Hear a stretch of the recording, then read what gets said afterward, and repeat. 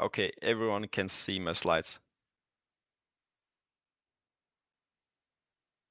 Okay, perfect. So again to the tensor question. So we have some physical quantities which are represented as vectors. So a rank 1 tensor, and if we do the dyadic product of two rank 1 tensors, then we obtain a rank 2 tensor.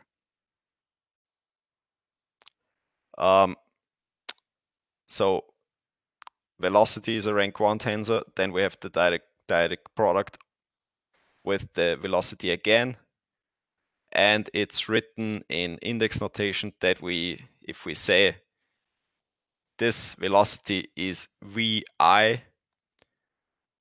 and we introduce another index which is j, then we have the following, that here we have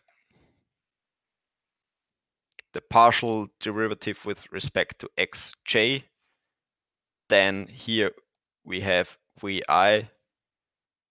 vj. This is how it will look like.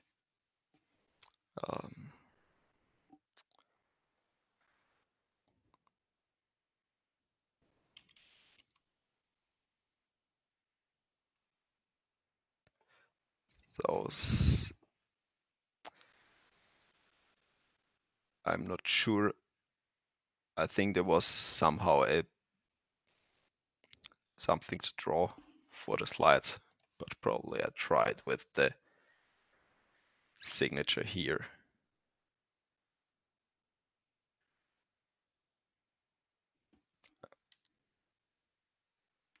So this term here, you can see it. This one looks in the index notation like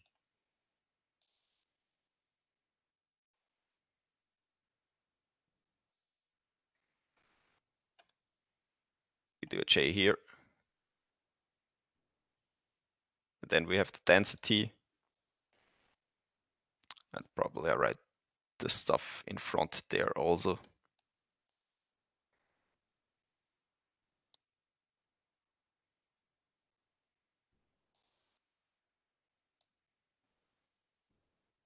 Yep.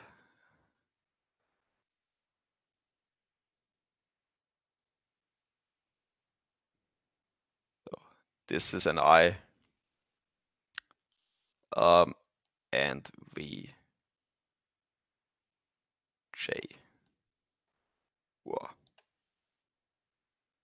That's a parenthesis. Okay, here we have a plus. This should be the density. This should be the first velocity. And this the second velocity. And here we see that we do some summation.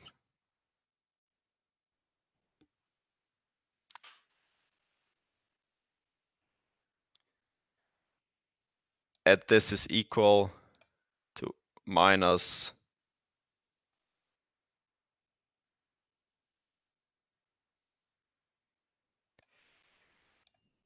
the partial derivative with respect to xi of the pressure. Yeah, plus now here we have the partial derivative with respect to the xj, and here we then have the tensor of the stresses with two indices, and now we see, okay, this is a rank 2 tensor, this is a rank 1 tensor, and this is rank 0 tensor. And then we have the force density, which also has the index I. Okay, this is that. This this and that. Okay. What do we see in addition? Okay. If we do the time derivative here, the tensor rank of this, where we apply it to it, does not change. If we do the divergence, then we have a summation over these two indices, and then we reduce the rank of the whole tensor in there. So here we have a rank 2 tensor. And with the divergence, we reduce the rank of the whole stuff by 1. And so here in the first term is a vector.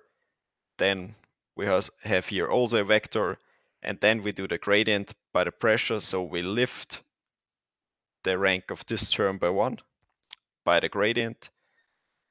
We have also here a vector.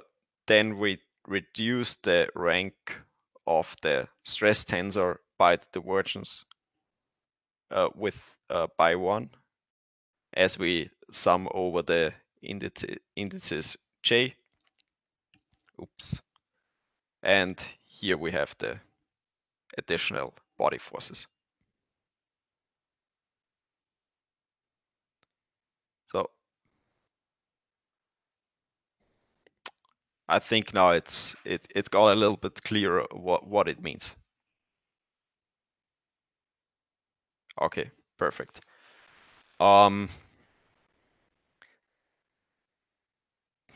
Then from the conservation of momentum,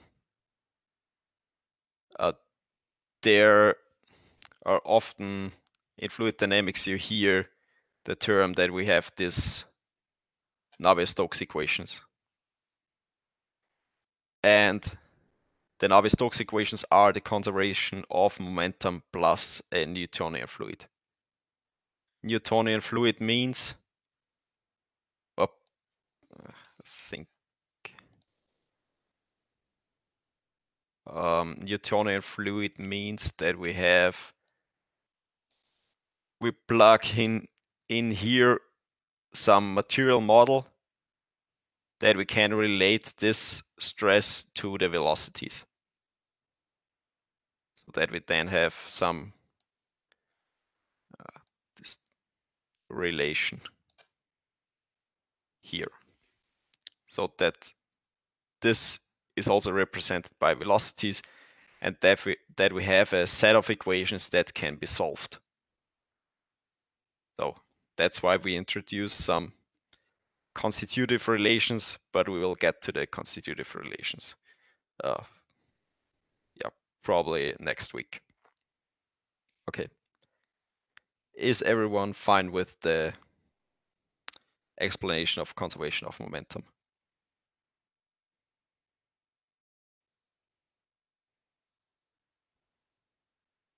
Okay. Then we make a big step towards the conservation of energy. It's like a sonic boom. Like it's just a scalar equation, but it's very complicated. And therefore, I just stated the conservation of energy here. It's the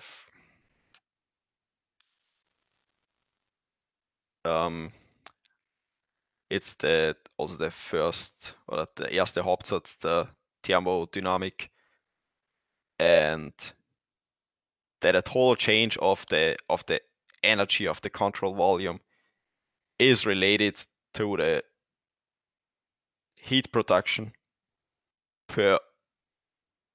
in the volume, and it is related to the heat conduction, which is introduced by a heat flux. Then the energy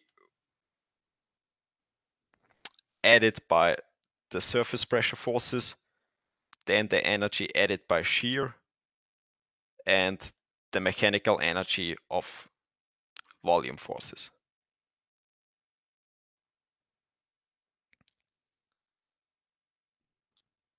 Does everyone see this in this equation? So here we have the total change of the energy. It's related to the heat production. Here we produce heat. Here heat is convected.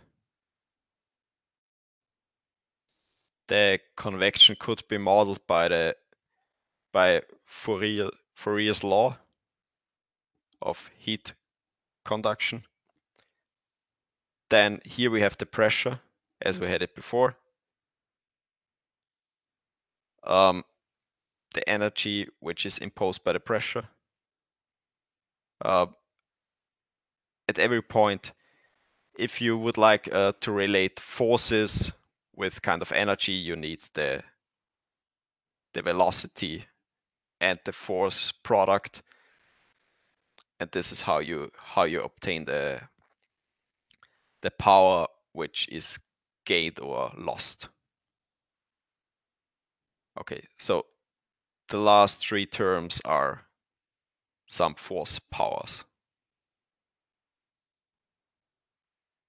The first is due to the pressure, the second is due to the shear.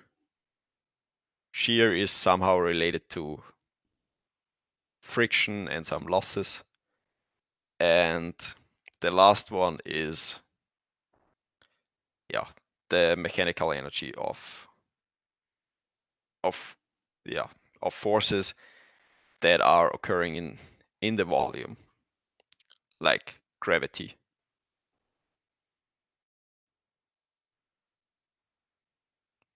So it'll also be like the sum of this is or this is more or less related to potential energy. So when you're introducing here the gravity, you have some potential energy term. Okay. Everyone got the conservation of energy? Any questions on that? I have a question. Yes. What stands a little E on the left side for?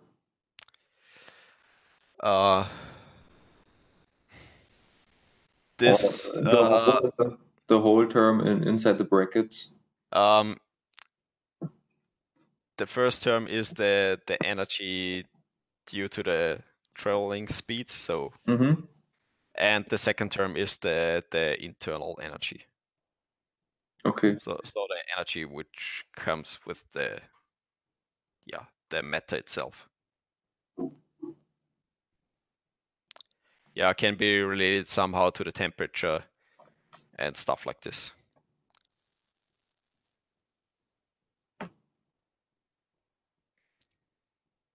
Exactly. Okay. So it's more or less kinetic energy and potential energy. Yeah, it's somehow Okay. this, yeah. Exactly. Okay.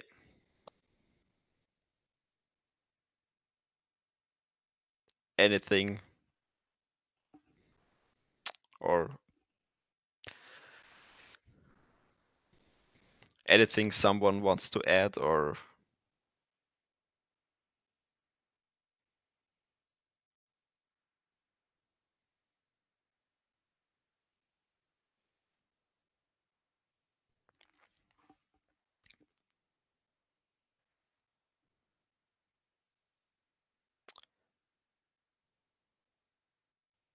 Speaking of sound, Yes. what is potential energy in this context? Pooh.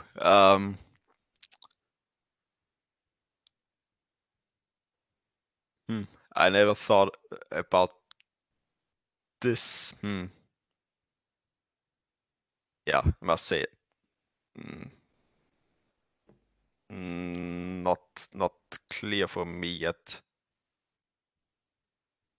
yeah, I will see. So the question was, what's potential energy with respect to acoustics? Yes. I mean, we want somehow derive equations that represent a sound field. Yeah. And But maybe I can answer this question. So potential energy in acoustics is more or less related to the squared sound pressure. So that is how the term is used in acoustics.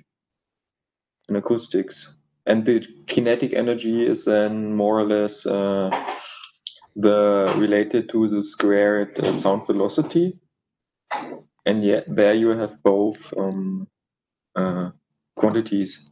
But that's as far as I know. Yeah. okay. Yeah, sounds valid and understandable for me.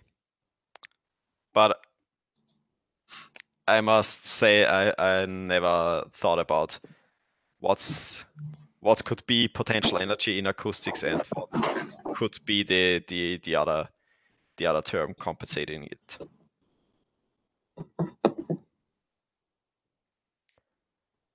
Okay. I think the screen sharing broke again. It broke again. Okay. Yeah. Perfect. So I think we are also at the end of the lecture. There was only one slide left for the conservation equations.